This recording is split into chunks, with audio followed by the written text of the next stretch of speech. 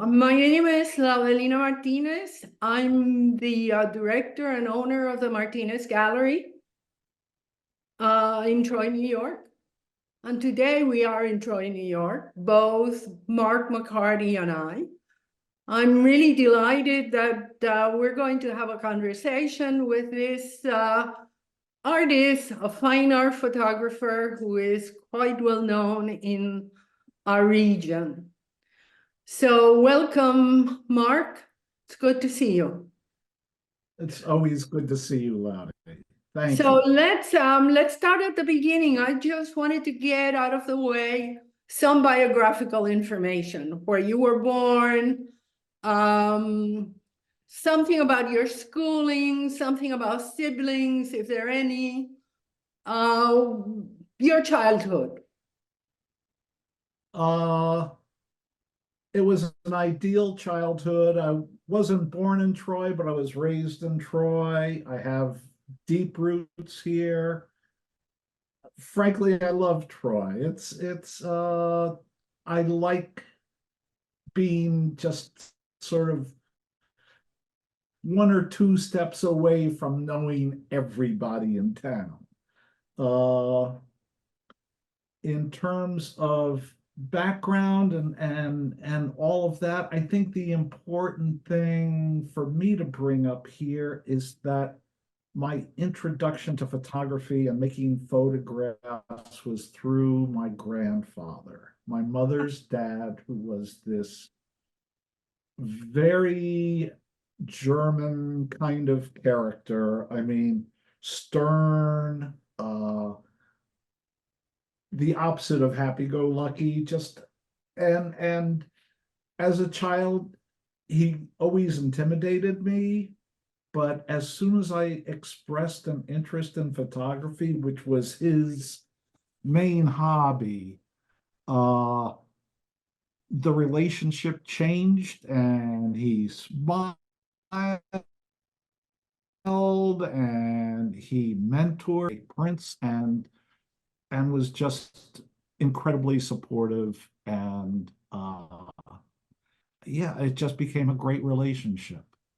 So you had a And good to this relationship day, with him, and he was the one who introduced you to photography then. Were well, you an only child? no, I have an older sister who was just the best big sister anybody could hope for. We to this day we've never had a fight. Oh my Never. God. I mean, we've maybe exchanged a few angry words, but only, probably one hand's worth in, 70 years of knowing each other. So when you went to school, did you get along with the other kids too? I went to high school at Albany Academy, all boys private school, which could have gone badly, and just, pure dumb luck.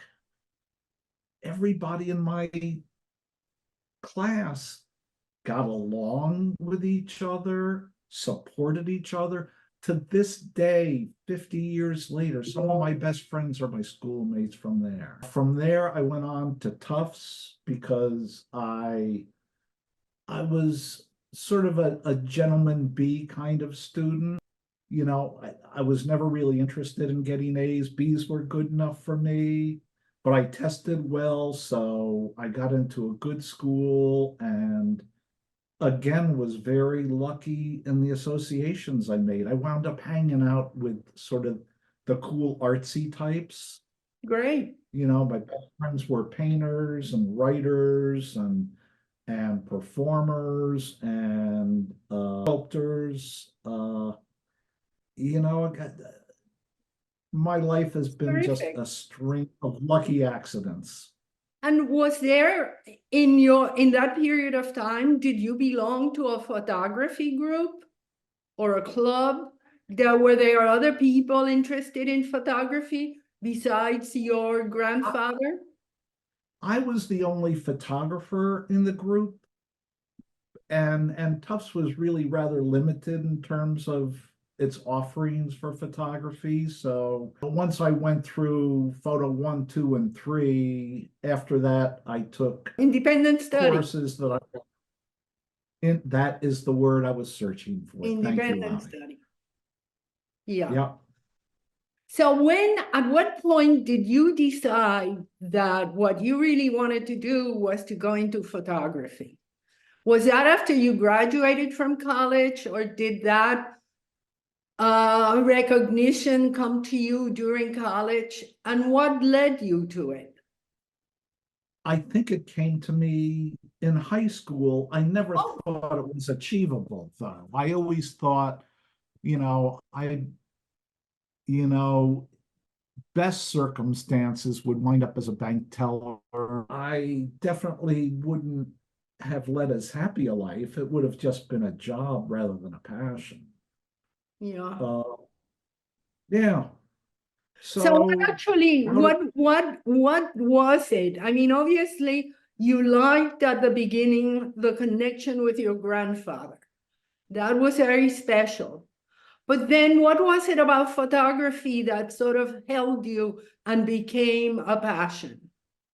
I think it was, I know a big part of it is that I think photography, more than a lot of other arts, gives you a kind of an open passport to explore and to sort of stick your nose into things where it doesn't really belong, except you have an excuse now. I want to take this picture. I want to see what's over there. You look like an interesting person. Can I take your picture? Tell me about yourself. Yeah, just that license that it gives you to explore the world. So it's a kind of permission to go into territory that would be either taboo or prohibited or perhaps not open to you. Or just seemed like a bridge too far, or it opens doors, and it Right. makes you push some doors open a little wider than if you didn't have a reason to ask those questions. You'd feel uncomfortable with being there. It makes you look like you're busy when you're really just snooping around. So I saw some of your photographs from the 1980s in your website. Yes. And I was wondering, so this is the young photographer. How has he changed? What things have remained the same? What was your objective in those photographs at that point? And what do you think are your objectives now? So I wanted to do like a comparison between the 1980s young Mark and the mature Mark. One thing that has stayed consistent in my work is I'm kind of very old school in my approach to art. I'm kind of a formalist. I love composition and negative space and technique and craft. So I think that has stayed constant.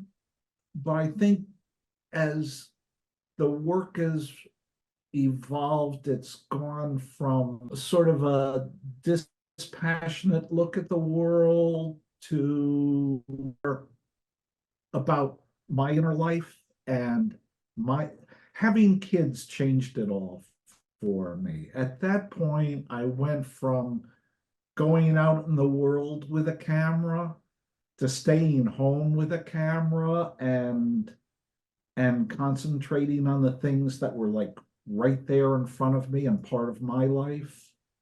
And I think that's something that I keep coming back to. It's okay, I can't explain geopolitics and just how unfair the world is, but I can look at like beautiful moments in my own life and try to share those and hopefully provide sort of a more uplifting uplifting thing.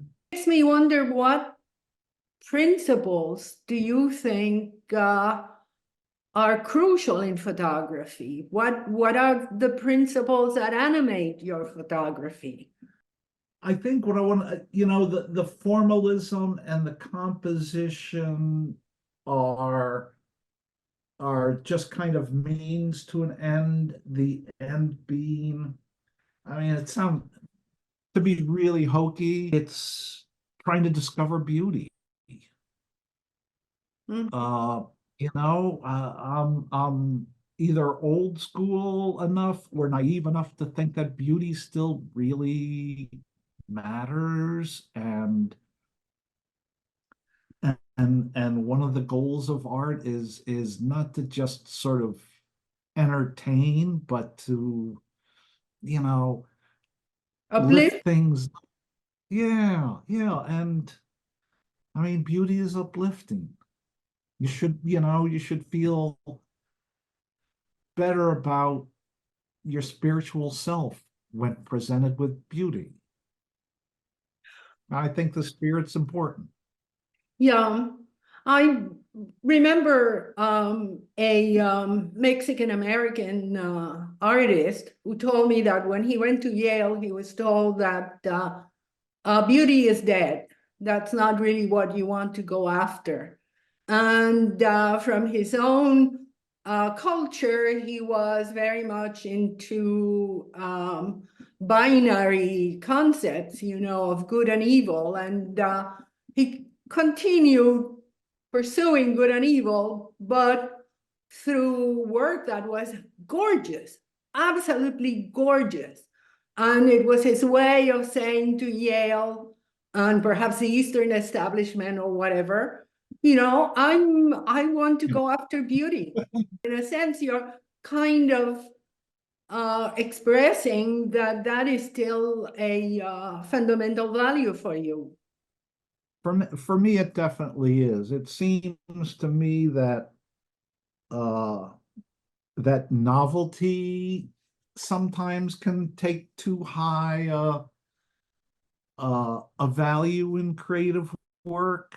And, yeah, I'm not trying to do anything brand new. I'm just trying to make it better and more beautiful. Yeah. So besides beauty, what are other issues that propel your photography, that propel your art? I don't think I'm really good at coming to conclusions because I'm still looking myself for those conclusions. Uh,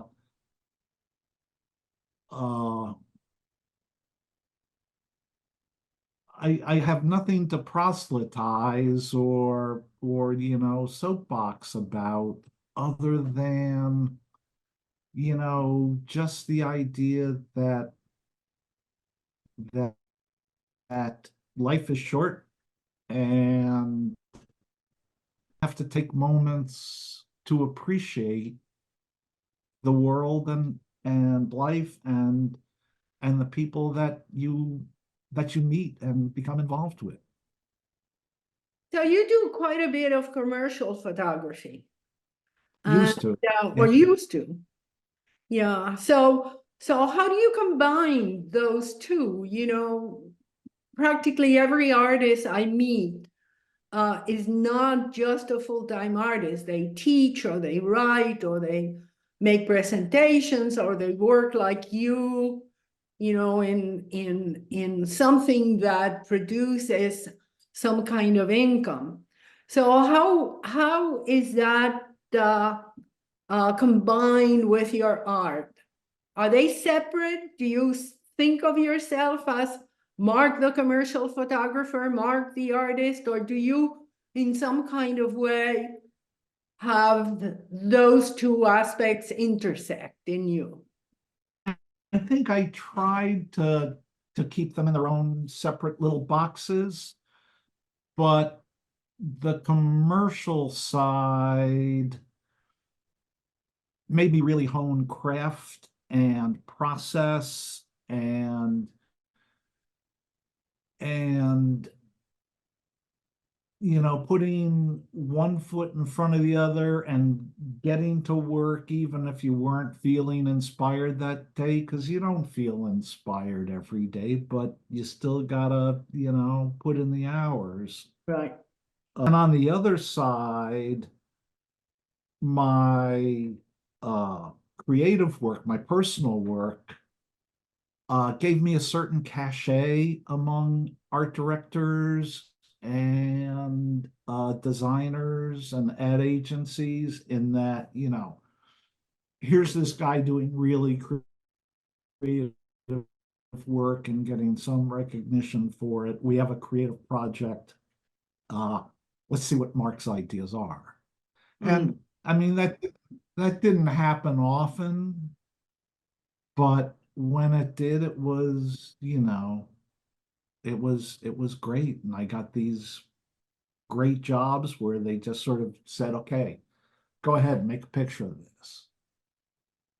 So I I was remember, yeah, I was curious hey, about the bodies that you present in your commercial work, because there appears to be a certain optimism in most of the bodies that you have in the commercial work, whereas in your creative work there are a number of series that you have done that have been either confronting disease or confronting the possibility of the body decaying.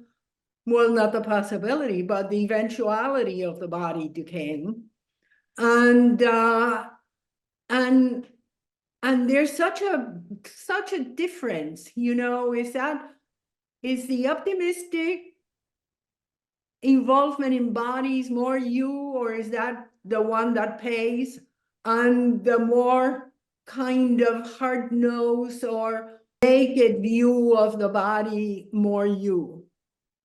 What's your sense of the body? Because in many ways, what you're doing when you're taking photographs is you're taking photographs of matter. And one of the most important material things is the body.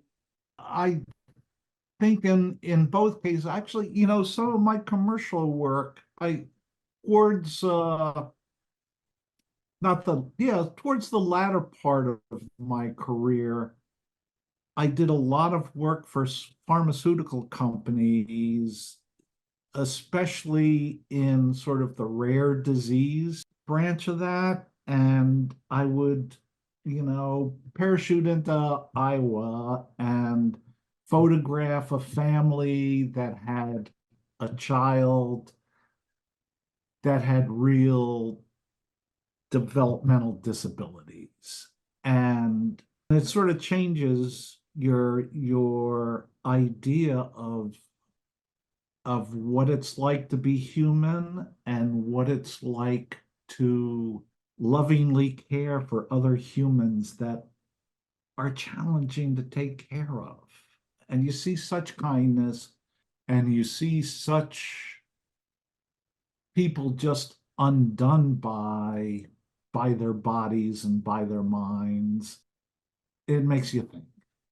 It makes you think. So I think in both my personal stuff, which has to some degree revolved around my family, my wife, my first wife that died from breast. I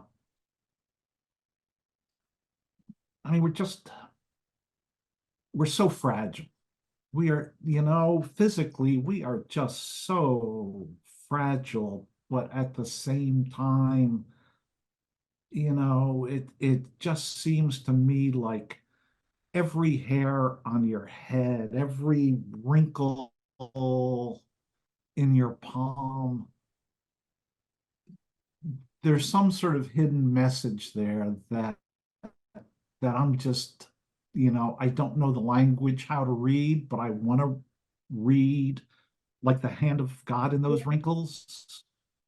Yeah, that's interesting because Uh, it isn't just then about the feeling that it brings in you, but the goal appears to be to portray some sort of vulnerability or fragility that you encounter in all of humanity. And perhaps sort of go after some hidden message. I find that I like the title that you have of that series, Skin, because in one sense, skin separates us, but at the same time, it's the way that we breathe in the rest of the world, or the whole world, that we're connected to. And I look at some of your work, and I'm thinking of those kinds of things. I also think that in some instances you're a little perverse, and that is okay. One of my dearest filmmakers, Ingmar Bergman, had that capacity. But I think that it is a very broad range of emotions and pursuits that you have in particularly in the series, because they seem to engage with certain topics over and over again, you know. What any projects that you're involved in now? Anything that's happening that you want to tell us? right now, I am my current big project that started at the beginning of this year as my oldest son, who I photographed, sort of started this project with my family as a baby. He turned 40 last month.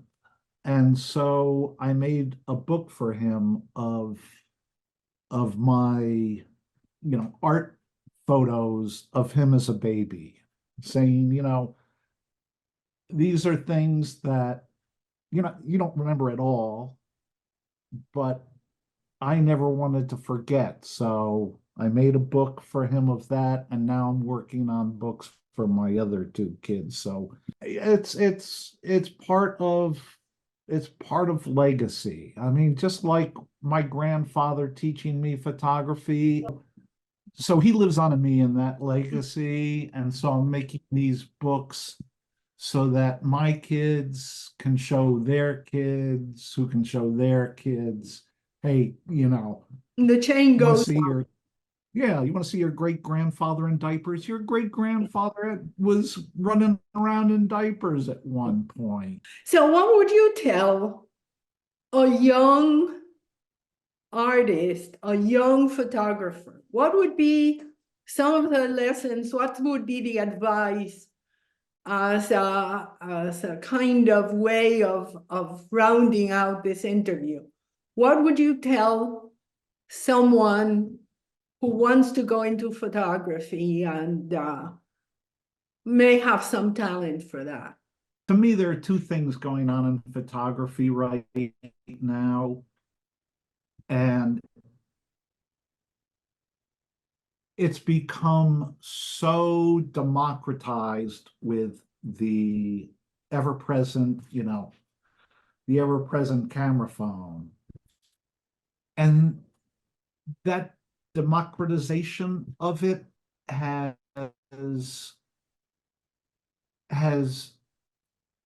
in a bad way kind of cheapened it, because it's just everywhere. We're flooded, I mean literally flooded with images today, whereas it used to be something a lot more special. I mean, you got the camera out at like a wedding or a family reunion, but most of the time, it was just you lived your life and you documented just the few important things. And now, you got people documenting what they had for lunch today. It's like, yeah, that's kind of cheapened the process. Uh, but on the other hand, I think it's kind of great that it's become so easy and so democratized that anybody can do it. It does make it harder to stand out. And there again, you get into the whole thing of novelty versus serious, well thought, beautiful work. So I think if I had to say one thing to young photographers, it's just take more better pictures and just keep doing it and develop a critical sense of what you're doing and why. So what is the most flattering thing that someone could say about your work? That it's beautiful, I guess. I mean, I keep coming back to that, or that it made them look harder at something that they hadn't really looked at, or it made them feel better. You know, again, naive enough to think that there's the ability of art to uplift and, diverge on the spiritual. Well, that's a good place to end, Mark. Tell us your website. Where can someone, I know you're going to be, there's some of your work that's going to be at the Albany Center Galleries in this month. I don't know if in the next, but where else can people see your work? You want to give your website? Sure, it's very simple. www.mark with a K McCarty MCCARTY.com. Thank you so much. And hello, Globe. we'll be in touch soon. Sounds great, Laudy. Thanks for inviting me. Appreciate it. Take care. Bye-bye. Bye.